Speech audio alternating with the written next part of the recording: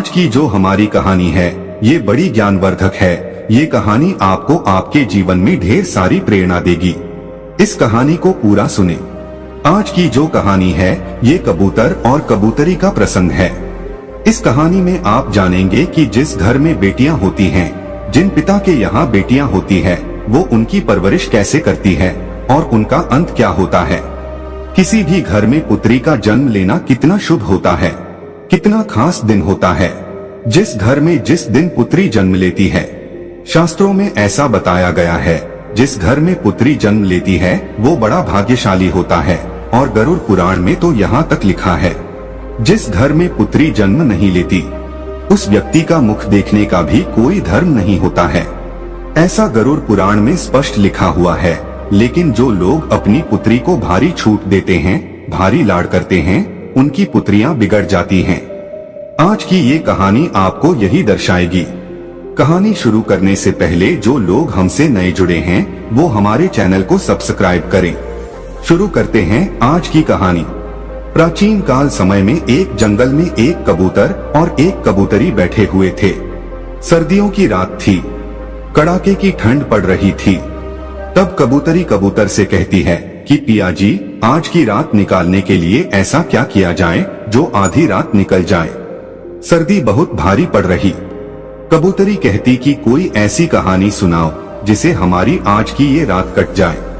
कबूतर कबूतरी की बात सुनने के बाद एक कहानी शुरू करता है और कबूतरी से कहता है कि तुम ध्यान से सुनो, बड़ी ज्ञानवर्धक और बड़ी प्रेरणादायक कहानी सुनाने जा रहा हूँ। ये कहानी एक सेठ और उनकी पुत्री की कहानी है। अब कबूतरी बड़े ध्यान से सुनती है और कबूतर कहानी शुरू करता है। जो लोग इस कहानी को सुन रहे हैं वो इस कहानी को पूरा सुने।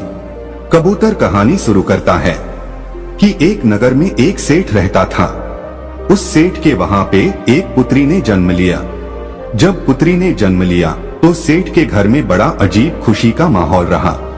वो अपनी पुत्री से इतनी मोहब्बत करता था, इतना लाड़ करता था, इतना प्यार करता था कि इसकी कोई सीमा नहीं थी। पुत्री को कुछ कहने की जरूरत नहीं पड़ती थी। वो पहले से पुत्री की हर इच्छाओं को पूरी करता था। सेठ की लाड़ प्यार ने अपनी पुत्री को इतना बिगाड़ दिया था कि वह किसी की नहीं सुनती थी।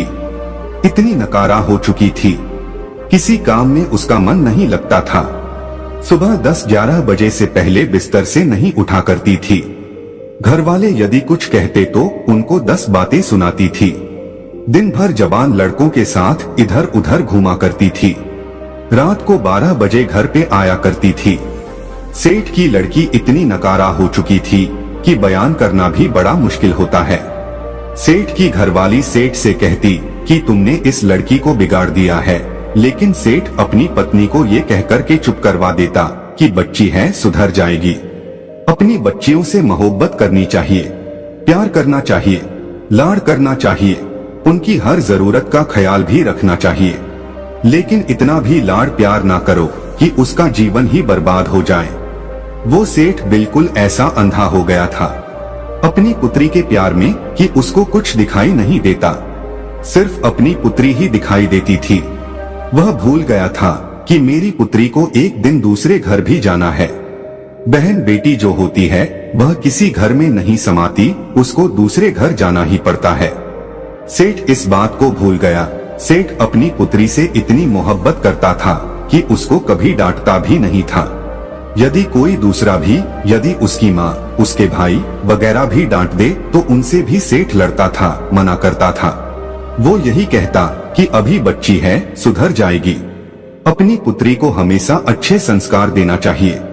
हर माता पिता को अच्छी तरह से मालूम होता है कि उनकी पुत्री को एक दिन जवान होने के बाद दूसरे घर में जाना पड़ता है। पुत्री की हर गलती को माता पिता सहन कर सकते हैं, लेकिन ससुराल वाले कभी भी बर्दाश्त नहीं करते हैं। इसलिए पुत्री को अच्छे संस्कार दो। कबूतर कबूतरी से इस बात को कह रहा है और कबूतरी ध्यान से सुन रही है। कबूतर आगे कहता है कि अब सेठ की बच्ची जवान हो चुकी थी। अब सेठ को एक चिंता सताने लगी थी कि कोई अच्छा सा वर, अच्छा सा रिश्ता ढूंढ के और मेरी पुत्री की मैं शादी करूं। यह सपना हर माता पिता का होता है। जिस घर में लड़कियां जन्म लेती हैं हर माता पिता का ये सपना होता है कि वो अपनी पुत्री की अच्छे घर में शादी करे और उसका अच्छा घर बस जाए। अब सेठ भी इसी चिंता को लेकर बड़ा दुखी रहने लगा। सेठ अपनी पुत्री के लिए अच्छे अच्छे रिश्ते ढूंढता, अच्छे रिश्तों की तलाश करता। अंततः उसको एक अच्छा रिश्ता मिल जाता है और सेठ अपनी पुत्री की शादी बड़ी धूमधाम से कर देता है। अच्छा सारा धन दे करके अपनी पुत्री को विदा करता है। जब उसकी पुत्री ससुराल में जाती है तो 10 दिन बाद ही अपने पिता को फोन कर देती है और पिता से कहती है कि पिताजी इसी वक्त आप मुझे लेने के लिए आ जाइए। आपने मुझे कैसे नरक में डाल दिया है, मैं इस नरक में 1 मिनट भी नहीं रहना चाहती हूँ। सेठ अपनी पुत्री की बात सुनने के बाद बड़ा चिंतित होता है, बड़ा दुखी होता। सेठ सोचने लगता है कि रिश्ता तो मैंने बिल्कुल सही ढूंढा था, बिल्कुल काबिल लोग थे, लेकिन पुत्री कह रही है कि बिल्कुल नरक में डाल दिया है। ऐसा 10 दिन में ऐसी कौन सी आफत आ गई है जिसके कारण मेरी पुत्री ऐसा कह रही है। सेठ थोड़ा चिंतित होता है और अपनी पुत्री के ससुराल में पहुंच जाता है। यदि हमारी पुत्री के लक्षण ठीक होते हैं, हमारी पुत्री सही होती है और उसके संस्कार बिल्कुल सही होते हैं, तो पुत्री के ससुराल में पुत्री के पिता को बड़ा मान सम्मान दिया जाता है, उसको आदर दिया जाता है, उसका सम्मान किया जाता है। लेकिन जब वो सेठ अपनी पुत्री के ससुराल में पहुंचा तो उसको कोई मान सम्मान नहीं मिला। कोई उसे राम राम करने के लिए तैयार नहीं था, कोई उसको आदर देने के लिए तैयार नहीं था। फिर जब अपनी पुत्री के ससुराल में पहुंचता है तो सबसे पहले उसकी समधन मिलती है, यानी उसकी पुत्री की सास मिलती है। अपनी समधन से जाकर कि वह राम राम करता है, जय श्री राम करता है, लेकिन वो भी मुंह फुला लेती है और कुछ जवाब नहीं देती है। सेठ फिर अपने समधी से मिलता है, समधी से जय श्री राम कहता है, नमस्कार करता है, लेकिन वो भी कोई जवाब नहीं देता है। उसके बाद सेठ अपनी पुत्री के जेठ से मिलता है, वो भी कोई जवाब नहीं देता है, यानी कोई भी उसको कोई मान सम्मान नहीं दे रहा था। अंत में सेठ अपने दामाद से मिलता है। सेठ का दामाद कहता कि अपनी पुत्री को ले जाओ, हमें इसकी जरूरत नहीं है। ऐसी बिगड़ी औलाद आपने पैदा की है, हमारे घर को नरक बना दिया है। इसको तुरंत इसी वक्त यहाँ से ले जाओ, जो तुमने दहेज वगैरह दिया है उसका बैठ के हिसाब कर लो, हमें इसकी जरूरत नहीं है। सेठ बड़ा दुखी होता है। उसके बाद सेठ अपने पुत्री के कमरे में जाता है और अपनी पुत्री से कहता है कि पुत्री क्या बात हो गई। सेठ की पुत्री अपने पिता से कहती है कि पिताजी मुझे इस नरक में नहीं रहना है, यदि आप मुझे जीवित देखना चाहते हैं तो इस नरक से मुझे इसी वक्त यहाँ से ले चलो। पुत्री की इतनी बात सुनने के बाद सेठ अपनी पुत्री को साथ लेकर के और पुत्री के ससुराल के घर से बाहर निकल जाता है। लेकिन फिर भी सेठ की पुत्री के ससुराल वाले कोई भी जयराम जी की नहीं करता है। सेठ अपनी पुत्री को लेके और रस्ते रस्ते रवाना हो जाता है। रास्ते में सेठ अपनी पुत्री से पूछता है कि पुत्री आप मुझे एक बात बताइए कि तुम्हारी सास कैसी है। सेठ की पुत्री कहती है कि पिताजी उसकी बारे में तो पूछो ही मत, वो तो एकदम डायन है, उसने मेरा जीना हराम कर दिया है। ऐसी डायन के घर में आपने मेरी शादी की है, हर वक्त मुझे तंग करती रहती है, ऐसी डायन का नाम भी मत लो। सेठ कहता है ठीक है पुत्री, अब आप मुझे ये बताइए कि तुम्हारे ससुर कैसे हैं। सेठ की पुत्री कहती है कि उस दुष्ट का नाम भी मत लो, वह तो एकदम दुष्ट है, राक्षस है। उसके बाद सेठ कहता है कि ठीक है उसे छोड़ो, अभी बताओ तुम्हारे जो जेठ है वो कैसे हैं। तो जेठ के बारे में भी सेठ की पुत्री कहती है कि जेठ तो बड़े जल्लाद है, उनकी तो बात ही मत करो, हर दिन मुझे परेशान करते रहते थे। उसके बाद पुत्री की बात सुनने के बाद सेठ फिर पूछते हैं कि तुम्हारी ननद कैसी है। वो तो ठीक होगी, वो तो तुमसे प्रेम करती होगी। सेठ की पुत्री जवाब देती है कि उन चुड़ैलों का नाम भी मत लो पिताश्री, वो तो बहुत ही बेकार है, उठ करके खाने वाली है। सेठ अपनी पुत्री की बात सुनने के बाद फिर पूछता कि ये बताइए कि तुम्हारे पति कैसे हैं, हमारे जमाई साहब कैसे हैं, वो तो तुमसे बेहद प्रेम करते होंगे। सेठ की पुत्री कहती है कि वो तो यमदूत है, पूरा यमराज है, उसका तुम नाम मत लो, बड़ा दुष्ट इंसान है, उसने तो मेरा जीना हराम कर दिया है, रात दिन मुझे मारता पीटता था, एक बात मेरी नहीं सुनता था। सेठ अपनी पुत्री की बात को सुनने के बाद अंत में सेठ पूछता है कि अभी ये बताइए कि तुम्हारे मोहल्ले वाले कैसे हैं। सेठ की पुत्री जवाब देती है कि पिताश्री, मोहल्ले वालों के बारे में भी कुछ ना पूछो, वो लुच्चे लफंगे बदमाश है, पूरा मोहल्ला खराब है। अब सेठ बड़ा दिमागधारी था, सेठ भी समझ गया था कि एक इंसान खराब हो सकता है, दो इंसान खराब हो सकते हैं, अरे हो सकता है मेरी पुत्री के ससुराल वाले खराब हो, लेकिन मोहल्ले वाले तो खराब नहीं हो सकते, इसलिए दोष मेरी पुत्री में है, मेरी पुत्री के ससुराल वालों में नहीं। सेठ इस बात को समझ जाता है कि सारा नतीजा मेरी लाड़ प्यार का है। यदि मैं अपनी पुत्री को इतना लाड़ प्यार नहीं करता, उसको अच्छे संस्कार देता, तो ये नौबत खड़ी नहीं होती। सेठ चुपचाप अपनी पुत्री को लेकर के अपने घर आ जाता है। जैसे ही सेठ की पुत्री अपने घर में कदम रखती है तो उसकी जो भाभियां थी वो भी मुंह फुला लेती है। सेठ की पुत्री सोचने लगती है कि मेरी भाभी आज मुंह क्यों फुला रही है, हर रोज मेरे से बड़ा प्रेम किया करती थी, मीठी मीठी बातें करती थी, मगर आज मुझे देखकर मुंह फुला रही है। वो अपनी भाभी से जाके पूछती है कि ऐसी क्या बात है, तुमने मुझे देखकर मुंह क्यों फुला लिया। तो वह कहती है कि मुंह नहीं फुलाओ तो क्या करूं, तुम्हारी शादी कर दी, तुम्हें ससुराल भेजा था, लेकिन तू फिर से मेरी छाती पर मूंग दलने के लिए आ गई हो, इसलिए आज के बाद तुम मेरे से बात मत करना। उसकी भाभी उसको फटकार देती है। अब इतनी बात सुनने के बाद उससे उस घर में कोई बात नहीं करता, सिर्फ उसके पिता के सिवा सिर्फ उसका पिता ही उससे बात करता। अब वो धीरे धीरे बड़ी दुखी हो जाती है, धीरे धीरे उसकी आंखें खुलने लगती है। काफी समय निकलने के बाद कोई उससे बात नहीं करता, बड़ी दुखी रहती। वो जब भी घर से बाहर निकलती तो उसकी सहेलियां उससे हर बार यही पूछती कि तुम अकेली कैसे आ गई हो, जीजा जी कहाँ हैं। कोई पड़ोसी मिलता तो वह भी इसी बात को पूछता कि तुम अकेली कैसे आ गई हो, तुम्हारे जमाई कहाँ हैं। ऐसे ताने सुन सुनकर वो बड़ी दुखी रहने लगी। मंदिर में जाती तो मंदिर में भी लोग इसी बात को पूछते। सभी मोहल्ले वालों की जबान पे यही बात रहती कि भला सेठ की पुत्री अकेली आ गई है, नई नई शादी की थी, हो सकता है इनका तलाक होने वाला है। सेठ को भी हर बार यही ताने सुनने पड़ते और सेठ की पुत्री को भी हर बार यही ताने सुनने पड़ते। इन्हीं तानों से सेठ की पुत्री बड़ी दुखी रहने लगी। अब उसको धीरे धीरे ये ज्ञान हो गया था कि सारी गलती की जड़ मैं हूँ और मेरी गलती की वजह से आज मेरे पिता का सर भी नीचे झुक गया है। लेकिन अपने ससुराल में वो जाने के लिए तैयार नहीं थी। वो यही कहती थी कि पिताजी, इससे अच्छा तो ये होता कि मैं कुंवारी रह जाती, यदि आप मेरी शादी नहीं करते तो बहुत ही अच्छा होता। काफी समय निकलने के बाद सेठ अपनी पुत्री के कमरे में जाता है और अपनी पुत्री को देखता है तो वो बड़ी चिंतित, बड़ी दुखी दिखाई देती है। सेठ अपनी पुत्री के पास जाता है और कहता है कि पुत्री, क्या बात है, आज बड़ी दुखी दिखाई दे रही हो। सेठ की पुत्री कहती है कि पिताश्री, मैं बड़ी दुखी हूँ, यदि आप मेरी शादी नहीं करते तो मैं बहुत सुख से रहती, लेकिन मेरी शादी करके आपने मुझे दुखों के सागर में ढकेल दिया है।